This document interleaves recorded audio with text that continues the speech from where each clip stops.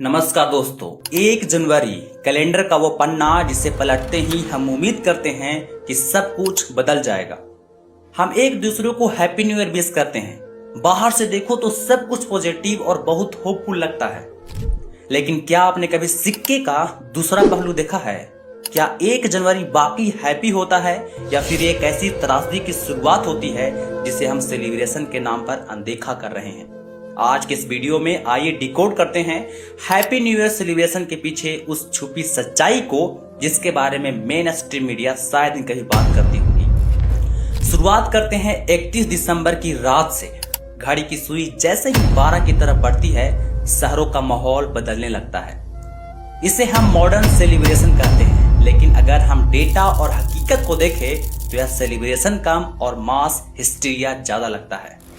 शराब की नदियां बहती है, लाखों करोड़ों रुपए सिर्फ कुछ घंटों में धुएं और नशे में उड़ा दिए जाते हैं। लोग कहते हैं साल में एक ही दिन तो है, एंजॉय कर लेते हैं, लेकिन यह एंजॉयमेंट नहीं है, यह एक एस्केपिज्म है। मनोविज्ञान कहता है कि जब इंसान अंदर से खाली और बेचैन होता है तो वह बाहर के शोर शराबों में खुशी ढूंढता है। हम अपने दिमाग को सुन करने के लिए नशा करते हैं ताकि हमें अपनी असलियत का सामना ना करना पड़े। और इस एक रात की कीमत क्या है?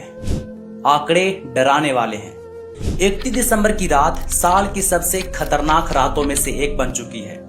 ड्रंक एवं ड्राइव के केस, सड़क हादसे और घरेलू हिंसा के ग्राफ इस रात को अपने चरम सीमा पर होते हैं। जरा सोचिए, जिस 1 जनवरी को सुबह हम हैप्पी न्यू ईयर कहते हैं, उसी सुबह हजारों घरों में मातम पसरा होता है। कहीं कोई बेटा नहीं लौटा है तो कहीं कोई पिता अस्पताल में होता है। क्या यही है हमारा मॉडर्न समाज? क्या अपनी सूद बूद खो देने को ही जश्न मानते हैं? यहाँ पर हमें एक बहुत ही फंडामेंटल सवाल पूछने की जरूरत है। हम इंसान हैं। हमारे शास्त्रों में कहा गया है कि 84 लाख योनियों में भटकने के बाद यह मानव शरीर मिलता है। यह शरीर चेतना का सबसे ऊंचा स्तर है। तो क्या इस अनमोल जीवन का उद्देश्य सिर्फ इतना है, एक रात का सस्ता नशा, दिखावे की पार्टी और अगले दिन का पछतावा?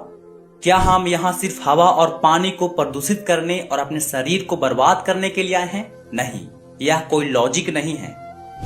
असली खुशी डोपामाइन के उस रस में नहीं है जो शराब पीने से मिलता है। असली खुशी है स्टेबिलिटी और पर्पस से।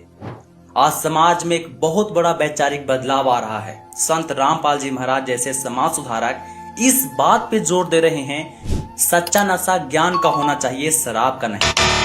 सद्भक्ति और सही जीवन जीने का वही रास्ता है जो इंसान को जिम्मेदार बनाता है। सोचिए, अगर जश्न का मतलब नशा नहीं बल्कि भूखों को खाना खिलाना होता, अगर जश्न का मतलब दिखावा नहीं बल्कि आत्म मंथन होता, तो शायद 1 जनवरी को सिर्फ कैलेंडर नहीं बदलता, हमारा समाज भी बदलता।